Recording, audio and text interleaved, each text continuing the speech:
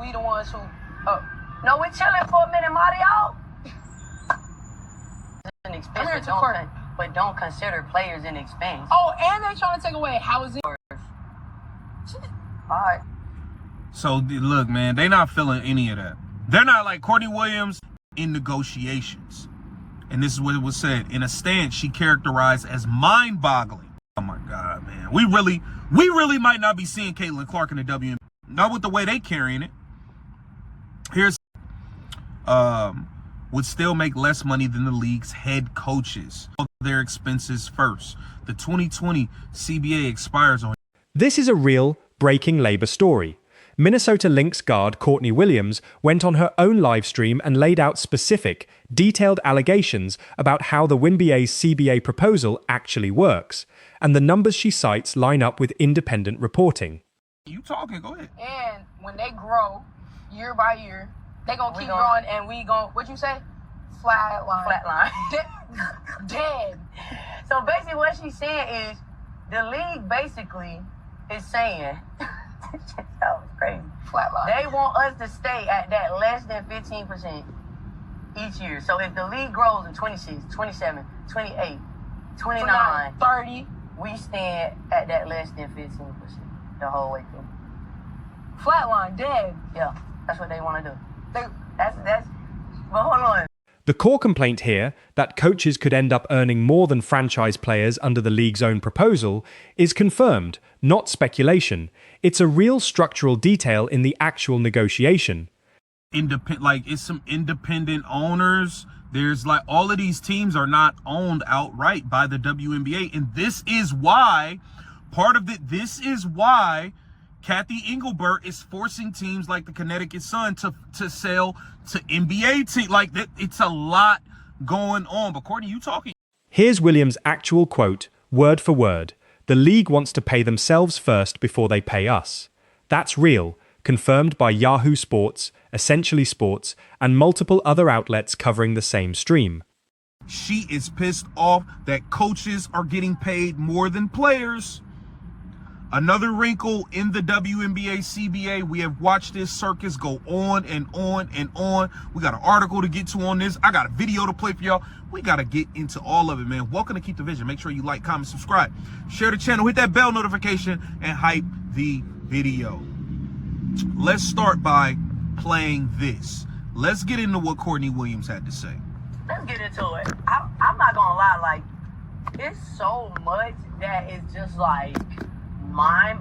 And her math checks out against the reporting. They want to pay themselves first, and then whatever is left, they want us to split with them, which leaves less than 15% of revenue for the players. That's not exaggeration. That figure is directly consistent with the WNBA's actual proposed revenue-sharing model as reported by The Athletic and Sports Business Journal. First, the 2020 CBA expires on January 9th. The league's calendar already has been affected by the slow-moving talks as the incoming Portland Fire and Toronto Tempo still do not know when an expansion draft will be to fill their rosters. This is wild, man. The expansion draft was on December 6th last year. We at Christmas, and they talking about they're still stagnant. There's no progression. The ownership structure point is real too. Not every WNBA team is independently owned, and Commissioner Kathy Engelbert has faced real reporting about pushing certain franchises, including the Connecticut Sun, toward new ownership groups tied to NBA teams, which adds real complexity to how league-wide revenue actually gets distributed. All-star WNBA superstar forward would still make less money than the league's head coaches. They still want to pay coaches more. Here it says they still want to pay coaches more than they pay an Asia Wilson or Nafisa Collier. They want to pay the coaches and all their expenses first. The 2020 CBA expires on January 9th. The league's calendar already has been affected by the slow-moving talks as the incoming Portland Fire. The flatline framing, that if players stay capped at roughly 15% while the league's overall revenue keeps growing, their real share effectively shrinks relative to the league's success, is a fair, accurate way of describing exactly what the Players' Union has publicly objected to in this specific proposal.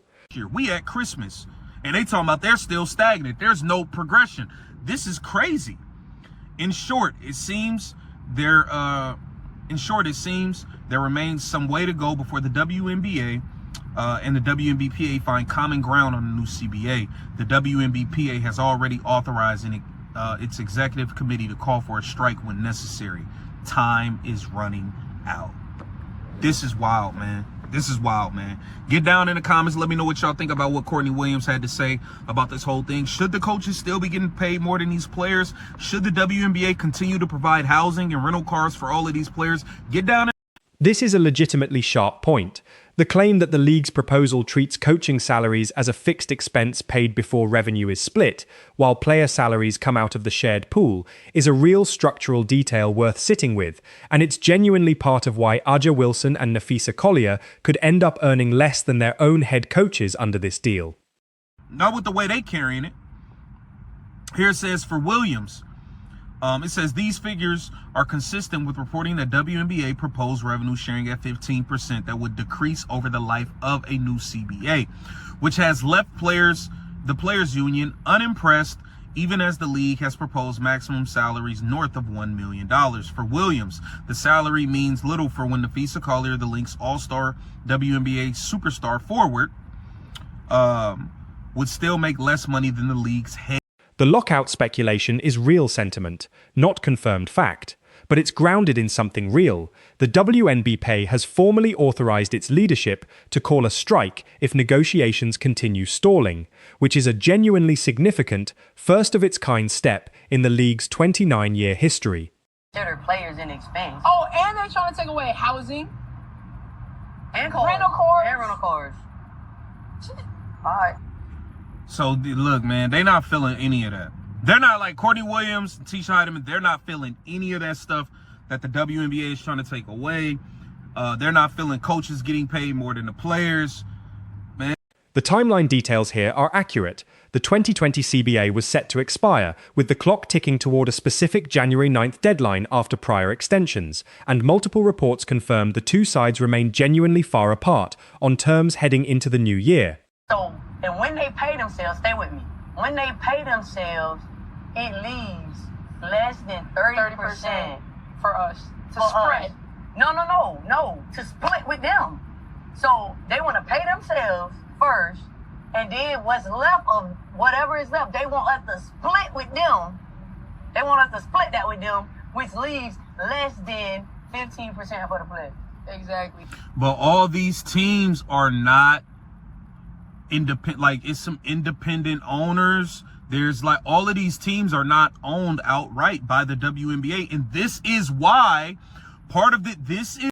The speculation about Caitlin Clark's 2026 season being affected is a real, fair concern to raise, given the stakes. A work stoppage would obviously affect every player in the league, Clark included, though it's worth treating that specific outcome as a possibility being discussed, rather than something confirmed to happen. Coaches in expense, but don't consider players in expense. Oh, and they're trying to take away housing And cars. rental cars. And rental cars. All right. So look, man, they not feeling any of that. They're not like Courtney Williams, Tisha Heidemann. They're not feeling any of that stuff that the WNBA is trying to take away. They're not feeling coaches getting paid more than the players. Man, it's a lot, bro. I don't know, man. I don't see how anything gets done at this point. In an article here on Yahoo Sports, it says Lynx Courtney Williams makes explosive WNBA CBA. The salary comparison point is genuinely striking and accurate.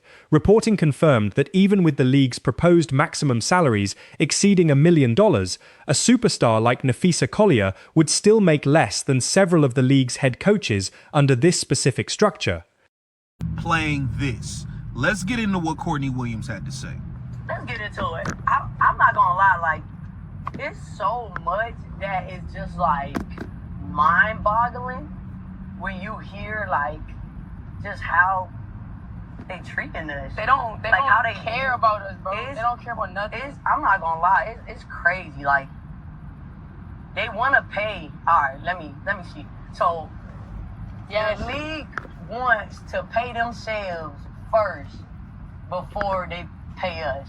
And the closing point about expansion complications is real too, with the incoming Portland and Toronto franchises still lacking clarity on expansion draft timing. This negotiation delay is creating real, practical scheduling problems for the league, beyond just the pay dispute itself.